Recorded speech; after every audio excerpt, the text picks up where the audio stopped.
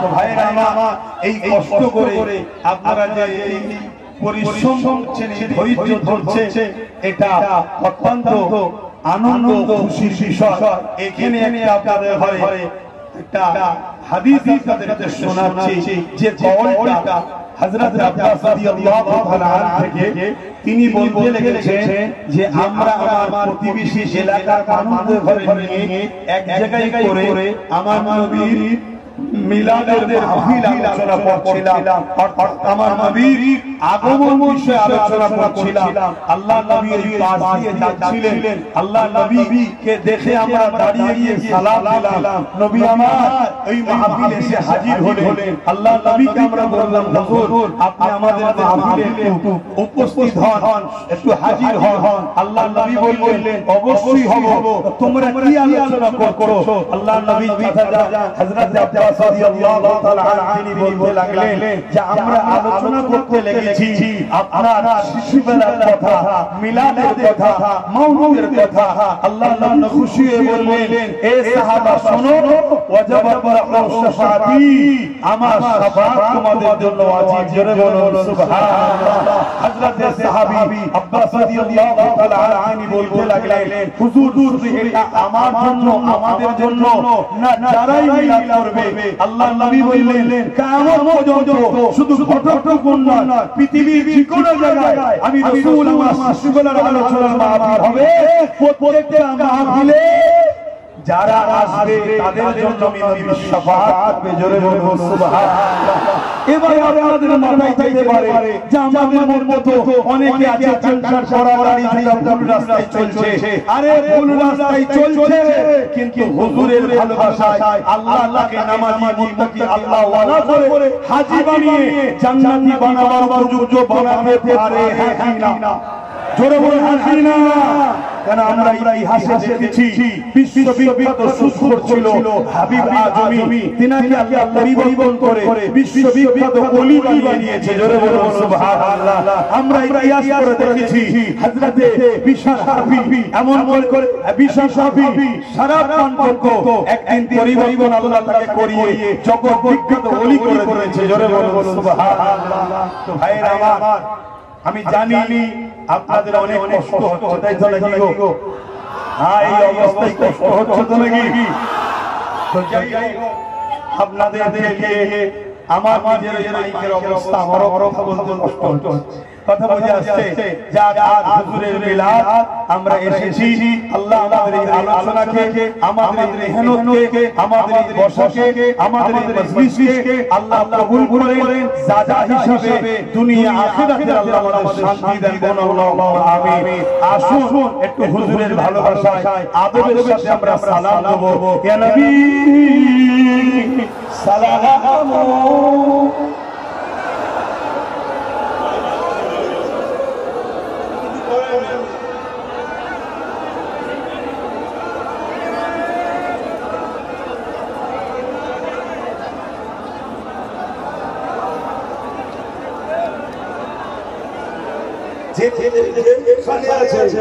যেখানে আছে সেইভাবে দাঁড়াবেন, কিন্তু রাস্তাটা বন্ধ না হয়ে যায় খেয়াল করবেন। যেখানে আছে সেখানে থাকুন। দেখতে পাচ্ছেন না দূরে আছেন, এসব টেনশন করবেন না। কেন হুজুরের মিলাদে আসা হলো আমাদের লক্ষ্য। নিশ্চয়ই আমি মেসেজ দিয়েছিলাম যে আপনারা যারাই আসবেন উদ্দেশ্য শুনে একটাই থাকে, হুজুরের মিলাদে আমরা যাচ্ছি, তাই তো নাকি?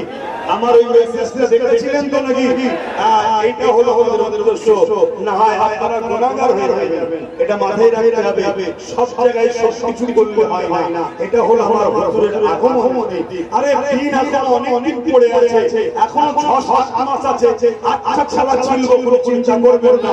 কিন্তু আজকে হুজুরের আগমনের দিন, আজকে তো মিলাদের দিন। আজকের দিনটা কিন্তু আমাদের উদ্দেশ্য একটাই হবে, আমরা হুজুরের মিলাদ আসছে, ঠিক না বেটি? আমরা হুজুরের, বলুন আমরা হুজুরের কারা কারা হুজুরের মিলাদ উপলক্ষ করে এসেছেন হাত তুলে মাশাআল্লাহ মাশাআল্লাহ যে যেখানে আছে আল্লাহকে সাক্ষী রেখে হাত দেখান আমাকে লাগাতে হবে না আল্লাহকে সাক্ষী রেখে হাত তুলে বলে মিলাদ উৎসব করে এসেছেন চন্দারা আলহামদুলিল্লাহ আলহামদুলিল্লাহ আল্লাহ আপনাদের আশাকে কবুল করে বলে আল্লাহ আমিন তবে এই যে মানুষ আপনাদের সবাইকে নিয়ে আর একটা অঙ্গীকার নেব আমার সাথ দেবেন আপনারা অঙ্গীকার নেব নেবেন তো হাতটা প্রথম আবার কথাগুলো আগে শুনে মসজিদ মাদ্রাসার কবরস্থান ঈদগাহ খানকা এটা আমার ধর্মের সম্পদ না ধর্মের নয় আরে মাইক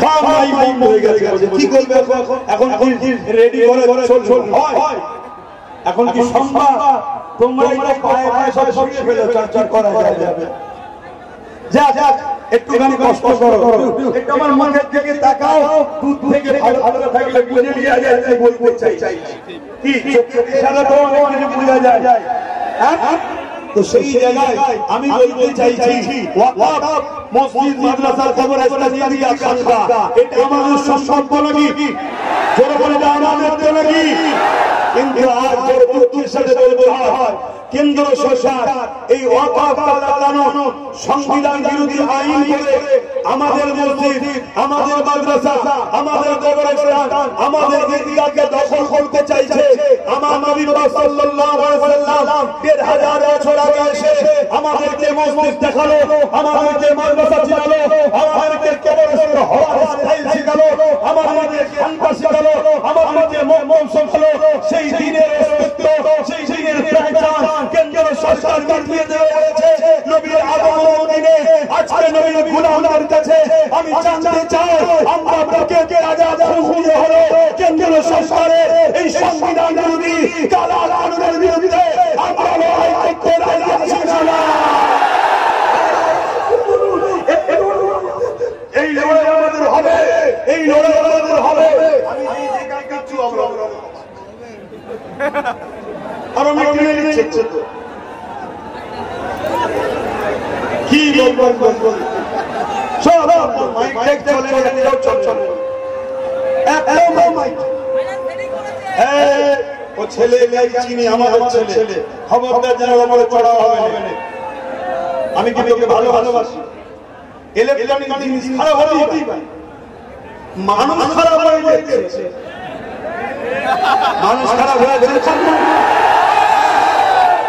কুকুর যখন দেখবেন ঘাস খায় কুকুর যখন দেখবেন ঘাস খায় জানবেন ওর পেট খারাপ হয়েছে আর নবীর নবী বলে কোন মুসলমান যদি নবীর নবী বলে কোন মুসলমান যদি ঘুষ খায় হারাম খায় মানুষের ছেড়ে খায় জানবেন ওর ঈমান নষ্ট হয়ে গেছে এটা মাথায় রেখো তো ভাইরা আমার কেন্দ্র সরকার তাই আজকে ক্ষমতা ধরে ওয়াকফ বিরোধী কালা কানুন তৈরি করছে তার বিরুদ্ধে আমাদের লড়াই চলবে কিনা বেঠে এই জোরে বলে কিনা বেঠে এই লড়াই পুরো দেশে হচ্ছে বাংলাতেও হবে না জোরে বলে হবে না আজকে বাংলার কেউ যদি মনে করে তুমি কেন্দ্র সরকারের বিরুদ্ধে কথা বলতে পারবে না কেন্দ্র সরকারের বিরুদ্ধে লড়াই করতে পারবে না কেন্দ্রের কালা কানুনের বিরুদ্ধে কথা বলতে পারবে না আজ আমি বাঙালিদের ঘরে বাংলার মানুষদের ঘরে নবীর গোলামদের ঘরে জানতে চাই আমার মসজিদ মাদ্রাসার কবরস্থান ঈদগাহকে বাঁচানোর জন্য কেন্দ্র সরকারের বিরুদ্ধে লড়াই হবে ওই লড়াই যদি বাংলার কেউ হাত তোলায় তার নাম আমরা মেনে নেব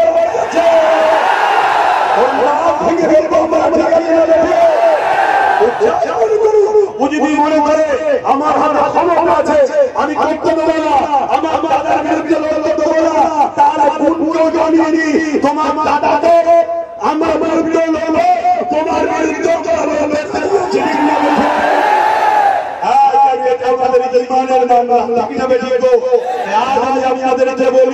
এখান থেকে একটা শাস্তি দিন আগামী দিন বর্ষা কেটে যাওয়ার পর আমার প্রশাসন চলবে আমি কলিকাতার বিরিগেডে একটা ওয়াকফ বাঁচাও দেশ বাঁচাও মানুষের অধিকার ফিরিয়ে দাও এই বিশাল একটা আন্দোলনের ডাক দেবো আপনারা কি গাটের পয়সা খরচ করে মোকাবের জন্য দেশের জন্য যেতে রাজি আছেন হাত তুলে রাখবেন। রাজি আছেন? এটা বলবেন না তো গাছ খাবিয়ে কাঁচা তুলে মই করে দেবেন না তো? যাবেন আপনারা? আপনারা মনে রাখবেন, আপনারা যদি নাও চান আন্দোলন হবে, কিন্তু মনে রাখবেন আপনারা গেলে লক্ষ লক্ষ লোক ওখানে বাড়বে, আন্দোলনের চাপ সেখানে বাড়বে। বাংলায় যদি আন্দোলনের প্রভাব বাড়ে, এর প্রভাবটা দিল্লি গিয়ে পড়বে, মাথা যত বাড়বে, ধীর যত বাড়বে, প্রভাবটা দিল্লি গিয়ে পড়বে। যেমন কৃষকের বিরুদ্ধে আইন হয়েছিল, কৃষক আন্দোলন করেছিল, কেন্দ্রীয় সরকার আইন উল্টে করতে বাধ্য হয়েছে, আইন বাতিল করতে বাধ্য হয়েছে। আমরাও যদি আন্দোলনকে বাড়াই, আন্দোলনের তাপমাত্রা বাড়াই, মাথা বাড়াই, ভিড় বাড়াই, তাহলে আমাদের কখনো কালা আন্দোলন করেছে এই কানুন, এই আইন কেন্দ্রীয় সরকার ফিরিয়ে নিতে বাধ্য হবে। মনে রাখবেন, কিয়ামতের দিনে আল্লাহর ঘরের জন্য, দ্বীনের জন্য, মসজিদ মাদ্রাসার জন্য আমাদের লড়াই, আমাদের নাজাতের ওসিলা হতে পারে। সুবহানাল্লাহ, আর বলবো সুবহানাল্লাহ।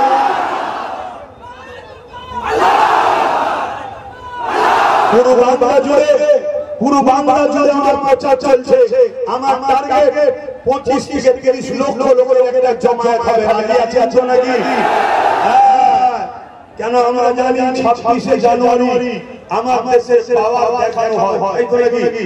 দেখানো দরকার আছে না নাই? কারো প্রতিবেশী দেশের যদি চুলচুনা হয়, আমরাও দেখে দিয়ে চুলচুনা বানিয়ে দেবো, আমরা রেডি আছি, ঠিক না বেশি? ঠিক তেমনই দেশের মধ্যে যারা রয়েছে আমাদেরকে তাড়িয়ে দেবো, আমাদেরকে এই করবো ওই করবো, আমাদেরও একবার পাওয়ার দেখানো দরকার আছে না?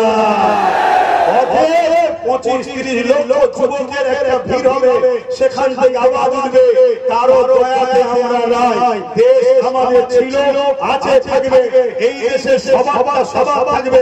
অন্য কারোর উপরে জুলুম করলে আমরা মুসলিমের পাশে দাঁড়িয়ে জালিমদের বিরুদ্ধে লড়বো। ঠিক তেমনই আমার মসজিদ মাদ্রাসা, আমার ওয়াকফের বিরুদ্ধে কেউ যদি আওয়াজ তোলে, আমরা তাদের বিরুদ্ধে আওয়াজ তুলবো, লড়াই করবো, ঠিক না বেশি? প্রয়োজন যদি হয়, মনে রাখবেন, এখানে আরেকটা কথা বলে যাচ্ছি, এই ডাক্তার আরেকটা জিনিস আমাদেরকে দেবে, কে মুমিন মুসলমান, কে মুনাফিক মুসলমান জানা যাবে, ঠিক না বেশি? আমি যাচ্ছি মসজিদ মাতাতে, আর আমার এলাকার কোন মুসলিম নেতা যদি বলে গেলে ঠ্যাং ভেঙে দেবো, জানতে হবে মুসলিম সুরাতে বেঈমান, ঠিক না বেশি? অতএব ওই গাদ্দারগুলোকে চিনে রাখতে হবে, ওই গাদ্দারগুলোকে চিনে রাখতে হবে।